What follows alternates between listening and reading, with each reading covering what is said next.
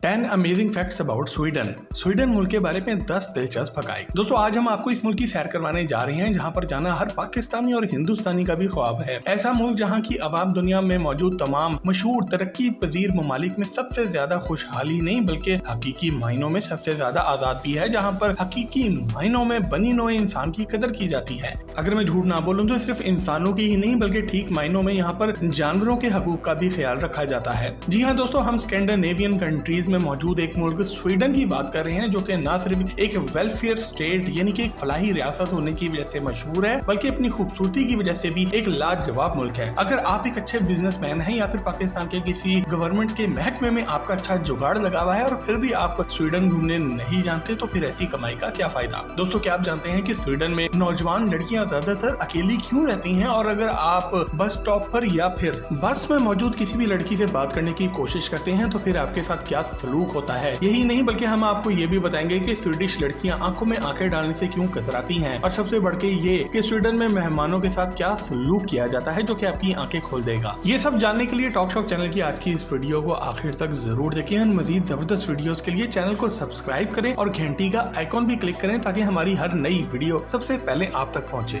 Fact number 1 दोस्तों, Sweden के नाम से मशहूर इस मुल्क का पूरा नाम किंगडम ऑफ स्वीडन है। अगर हम स्वीडन लफ्ज की बात करें तो ये 17वीं सदी में मौजूद मिडल डच और मिडल लो जर्मन जुबानों से अखज किया गया है। अगर हम इसके बारे में मजीद बात करें तो हमें ये भी पता चलता है कि 17वीं सदी से बहुत पहले 1287 में भी हमें मिडल डच लैंग्वेज में कुछ शवाहिद मिलते हैं जिसके मुताबिक इसको अलांदे वान स्वीडन के नाम से पुकारा जाता था, जिसका मतलब लैंड ऑफ द स्वीड्स। दोस्तों अगर हम इससे भी पहले इनके 12वीं और 13वीं सदी की बात करें तो इस मुल्क का नाम कुछ यूं था, स्वान एंड स्वाने, मगर लोग इसको मुला के स्वानीस कहते थे। दोस्तों यही नहीं, स्वीडन को जमाने कदीम से कई मुख्तलिफ मिलते जुलते नामों से लिखा और पढ़ा जाता रहा है, मगर अब तकरीबन पिछले 100 से 150 सालों से इसका नाम स्वीडन ही लिखा और पढ़ा जा रहा है। अगर हम स्वीडन की तारीख की बात करें तो ये बहुत ही पुराना मुल्क है। तारीखदानों के मुताबिक 12,000 कबले मसीह में भी ये मुल्क मौजूद था। स्वीडन का पहली दफा किसी भी किताब में जिक्र हमें रोमन हिस्ट्री दान की एक किताब में साल 98 में मिलता है। इस किताब का नाम जर्मेनिया था। इस किताब में इसने स्वीडिश कबीले को बहुत ही मजबूत जाहिर किया था, जिसकी वजह इनके पास मौजूद लोगों की तादाद या फिर हथियार नहीं बल्कि इनके मजबूत तरीन बहरी जहाज थे।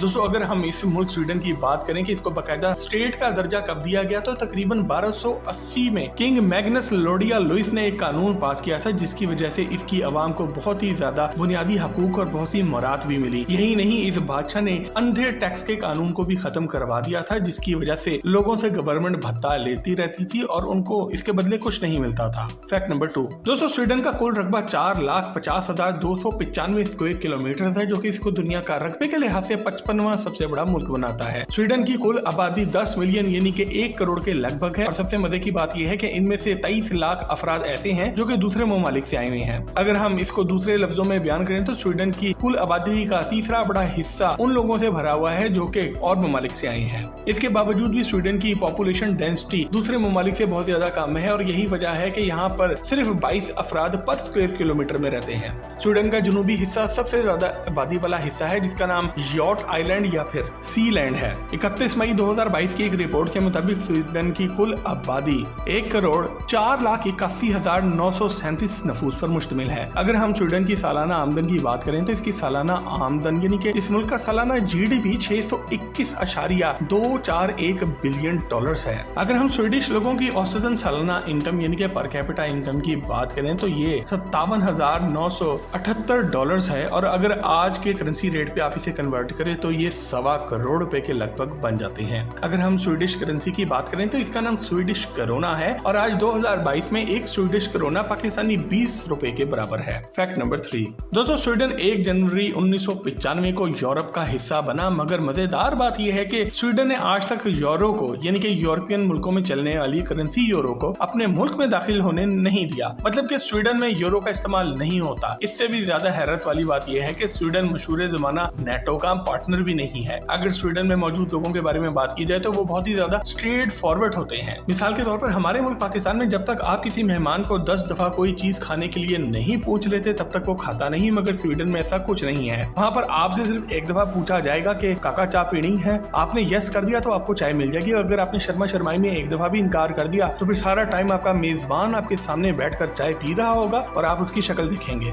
दोस्तों सोचे तरह अगर ऐसा माहौल पाकिस्तान में भी पैदा हो जाए तो पाकिस्तान में रिश्तेदारी वाला सिस्टम तो मुकम्मल तौर पर टूट जाएगा और हर तरफ बाजारों में और सड़कों पर और आंटियां बैठी यही बातें करती नजर आएंगी कि मेरे बेटे के तो ससुराल वाले कमबख्तों ने झूठे मुंह से भी दूसरी दफा मुझे खाने को नहीं पूछा। दोस्तों स्वीडिश लोग हमेशा बात करते वक्त एक दूसरे के दरमियान थोड़ा सा फासला जरूर रखते हैं। इनकी कोशिश होती है कि बात करते हुए एक दूसरे के आजा एक दूसरे को ना टच हो। स्वीडन में फिक्का के नाम की एक पार्टी बहुत आम होती है। इसमें चाय, कॉफी, चिप्स और हल्की फुल्की बातचीत होती है। अगर आपको इस तरह की फिक्का पार्टी वर्क प्लेसेस और बहुत सी बिजनेस प्लेसेस पर देखने को मिलेंगी। स्वीडिश लोग अक्सर अपने मौसम को लेकर बातचीत करते हुए नजर आते हैं और इनको अपने मुल्क के मौसम और अपनी कुदरती खूबसूरती पर बहुत ज्यादा फख्र है। दोस्तों ये अक्सर देखने को मिला है कि स्वीडिश लोग बहुत ज्यादा टाइम के पाबंद होते हैं। इनको ऐसे लोग पसंद आते हैं जो कि अपने किए हुए वादे पर पूरा उतरे। यही नहीं, स्वीडिश लोग अदब व आदाब का भी बहुत ही ख्याल रखते हैं। इनके नजदीक किसी के घर गंदे जूते लेकर जाना बहुत ही बड़ा जुर्म है और अगर कोई शख्स राह चलते हुए थूकता हुआ पाया जाता है तो ये लोग सड़क पे रोक के खुद ही इसकी इज्जत अफजाई भी कर देते हैं। दोस्तों अगर हम बात करें हम जिन्स परस्ती की तो स्वीडन में ये काला कानून 1944 में ही पास हो गया था और तब से अब तक ये लोग इस काले कानून का मजा ले रहे हैं। Fact number 4। दोस्तों अगर हम स्वीडन में औरतों की जिंदगी में बारे में बात करें तो इस मुल्क में इंसानों के हकूक पर बहुत ज्यादा तवज्जो दी जाती है और इससे बढ़कर औरतों और मर्दों के दरमियान बिल्कुल ही फर्क खत्म कर दिया गया है। दूसरे लफ्जों में स्वीडन में जेंडर इक्वालिटी यानी कि मर्द और औरत की बराबरी पर बहुत ज्यादा काम किया गया है। हर इंसान को अपनी जिंदगी अपने तरीके से गुजारने का यहाँ पर पूरा हक हासिल है। अगर बात की जाए औरतों की तो इसके तो क्या ही कहने। स्वीडन में औरत को कुछ ज्यादा ही आजादी हासिल है और यही वजह है कि स्वीडन में साल 2011 से 2021 तक तकरीबन 25,000 से ज्यादा तलाकें हुई हैं। और एक और रिपोर्ट के मुताबिक स्वीडन में पैदा होने वाले 28% बच्चे ऐसे होते हैं जिनके वालिदैन एक दूसरे से तलाक ले चुके होते हैं। यहाँ पर एक बात ध्यान नशीन जरूर कर लीजिए कि ये मुल्क सिर्फ 1 करोड़ से कुछ ज्यादा आबादी वाला मुल्क है और अगर यहाँ पर होने वाली तलाक का पाकिस्तान की आबादी से मुआवजा किया जाए तो ये तकरीबन 5,50,000 तलाकें बन जाती हैं जो कि यकीनन बहुत ज्यादा है। अगर हम इन बच्चों की बात करें जो कि अपने वालिदैन के साथ ही रहते हैं तो वो भी बड़े होने के बाद बहुत जल्द ही अपने वालिदैन से अलहदा हो जाते हैं। एक रिपोर्ट के मुताबिक यूरोप में स्वीडन वो वाहिद मुल्क है जहाँ पर बच्चे बहुत ही जल्दी अपने वालिदैन से अलहदा होकर रहने लग जाते हैं, जिसकी वजह से स्वीडन में ज्यादा से ज्यादा मिसाइल पैदा हो रहे हैं। आपको मजीद बताते चलें कि स्वीडन में बच्चे अपना घर छोड़ देते हैं और इनकी औसतन उम्र उस वक्त 18 से 19 साल होती है, जबकि स्वीडन के अलावा पूरे यूरोप में बच्चे अपना घर 25 से 26 साल की उम्र में जाकर छोड़ते हैं। यही वजह है कि स्वीडन के जवान बच्चों में तकरीबन 70% से ज्यादा बच्चे ऐसे हैं जो कि किसी न किसी किस्म के नफ्सियाती मर्ज का शिकार बन चुके हैं। अगर हम स्वीडिश औरतों की बात करें तो शायद वो भी इसी वजह से ज्यादातर अकेली रहती हैं क्योंकि इनके बच्चे तो इन्हें छोड़ जाते हैं। और हैरानगी की बात यह है कि स्वीडन में औरतों की अकेले रहने की रेशो बाकी पूरे यूरोप से कहीं ज्यादा है। Fact number 5। दोस्तों अगर हम बात करें स्वीडन में मौजूद खानदानी निजाम की तो वो तकरीबन बुरी तरह से तबाह हो चुका है। ये सब हम आपको पहले ही पिछले फैक्ट में बता चुके हैं, मगर जब हम माँ और बच्चे की सेहत और हुकूमत की तरफ से दी जाने वाली सहूलियात की बात करें तो इसका यहाँ पर कोई सानी नहीं मिलता। क्या आपको पता है कि दुनिया के मशहूर इदारे यूनिसेफ की एक रिपोर्ट के मुताबिक स्वीडन इंसानी तरक्की की काविशों में पूरे दुनिया में तीसरे नंबर पर आया है। इस इदारे की जांच पड़ताल का म्यार इन 3 बातों पर होता है: लाइफ एक्सपेक्टेंसी एंड क्वालिटी यानी कि किसी भी मुल्क में इंसान कितना ज्यादा जिंदा जीता है और इसके जीने का म्यार क्या है, द स्टैंडर्ड ऑफ लिविंग उसकी जिंदगी कितनी जबरदस्त है, और एवरेज लेवल ऑफ नॉलेज यानी कि वो कितना पढ़ा लिखा है। और यही नहीं बल्कि इस इदारे ने माँ और बच्चे की सेहत के हवाले से स्वीडन को दुनिया का बेहतरीन मुल्क करार दिया है और यही वजह है कि स्वीडन को औरतों के लिए जन्नत भी कहा जाता है। दोस्तों स्वीडन में रहने वाले इंसानों की औसत उम्र 44 साल 4 महीने होती है, जो कि स्वीडन को दुनिया में तीसरे नंबर पर बेहतरीन मुल्क बनाता है। स्वीडन दुनिया का वाहिद मुल्क है जहाँ पर तकरीबन तमाम लोग एक जैसी आमदन रखते हैं और इसी वजह से स्वीडन दुनिया का सबसे जबरदस्त मुल्क बन जाता है। अगर हम स्वीडन में बेरोजगारी की बात करें तो वो तकरीबन ना होने के बराबर है। इसके अलावा स्वीडन ऐसे तरक्की याफ्ता ममालिक में शामिल है जहाँ पर मर्द और औरत के काम करने की तादाद हर महकमे में तकरीबन एक जितनी ही है।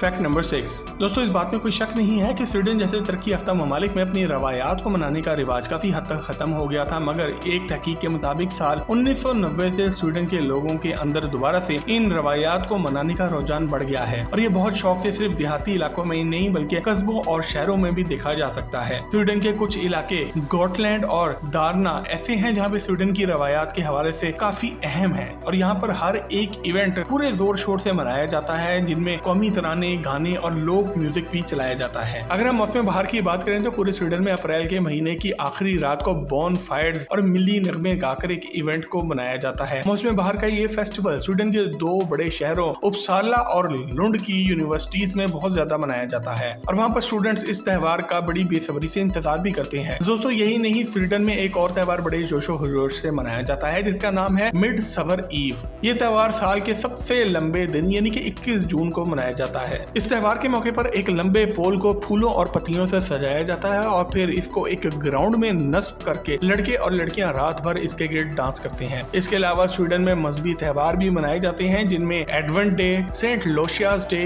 क्रिसमस, ईस्टर और व्हिटसनटाइड शामिल हैं। Fact number 7। दोस्तों अगर हम स्वीडन के झंडे के बारे में बात करें तो ये दो रंगों से मिलके मिला है, पीला रंग और नीला रंग। नीला रंग पूरे झंडे में फैला हुआ है जबकि पीले रंग का इसके ऊपर एक क्रॉस का निशान बना हुआ है। अगर हम इस क्रॉस की बात करें तो ये स्वीडन में मौजूद क्रिश्चियन लोगों की नुमाइंदगी करता है। स्वीडन के झंडे का पीला और नीला रंग स्वीडन के मौजूदा coat of arms of kingdom of Sweden से मुतासिर होकर रखा गया है और आप इसको स्क्रीन पर देख भी सकते हैं। Fact number 8। दोस्तों अगर हम स्वीडन के दारुल हुकूमत की बात करें तो इसका नाम स्टॉकहोम है। इस शहर में 14 आइलैंड्स यानी कि जजीरे मौजूद है जबकि 57 ब्रिजेस यानी कि पुलों के जरिए इस पूरे शहर को आपस में जोड़ा हुआ है।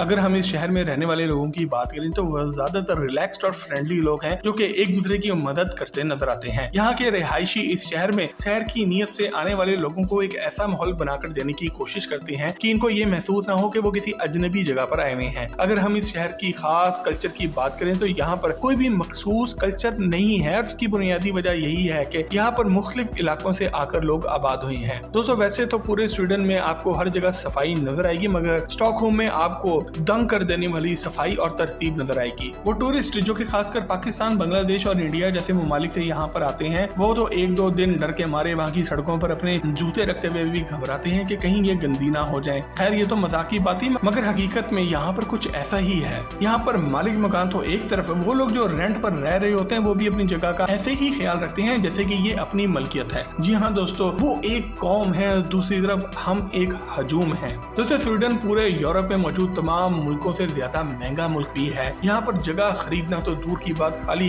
रेंट पे करना भी बहुत ही ज्यादा महंगा पड़ता है। अगर हम शहर के मौसम की बात करें तो यहाँ पर सर्दियों में रहना थोड़ा मुश्किल हो जाता है क्योंकि यहाँ पर रातें बहुत लंबी और स्याह होती हैं और दिसंबर के महीने में तो सूरज मुश्किल से 6 घंटे के लिए भी निकलता है। इसी वजह से यहाँ पर बर्फ के शौकीन अफराद बहुत मजा करते हैं। इसके अलावा टूरिस्ट के लिए एक और जबरदस्त बात यह भी है कि यहाँ पर क्राइम रेट ना होने के बराबर है और यही वजह है कि स्टॉकहोम को पूरे यूरोप का सबसे महफूज तरीन शहर करार दिया जाता है। Fact number 9। दोस्तों अगर हम स्वीडन के फूड की बात करें तो वो भी अपनी मिसाल आप है और सबसे पहले हम आपको लिंगोन बेरीज के बारे में बताते हैं जो कि जैम की तर्ज की एक डिश है जो कि किसी भी और डिश के साथ मिलाकर खाई जा सकती है। इसे आप पैन केक के साथ खा सकते हैं या फिर दलिये पर डालकर भी खा सकते हैं। इसका जायका मीठा होता है और इसको कभी कभार ब्रेड के साथ भी इस्तेमाल करते हुए देखा गया है। इसके अलावा हम स्वीडन की फूड का जिक्र करें तो इसमें क्रिस्प ब्रेड का जिक्र भी जरूर आएगा क्योंकि अक्सर खाने के साथ यहाँ पर यही ब्रेड पेश की जाती है। इसके बारे में मशहूर है कि स्वीडन के लोग इस चीज की ख्वाहिश करते हैं कि खाने के साथ काश क्रिस्प ब्रेड भी मौजूद हो। अगर हम इसकी तफसील थोड़ी पढ़ें तो हमें पता चलता है कि साल 1970 में Swedish national board of health और वेलफेयर की तरफ से बाकायदा इस चीज की एडवर्टाइजमेंट की गई थी कि हर स्वीडिश को रोज के 6 ब्रेड के पीसेस जरूर खाने चाहिए और अगर वो आम ब्रेड नहीं बल्कि क्रिस्प ब्रेड खाता है तो ज्यादा अच्छा होगा। दोस्तों अगर आप स्वीडन के किसी भी होटल में सैंडविच का ऑर्डर देते हैं तो फिर परेशान होने के लिए तैयार हो जाएं। आपको इस दफा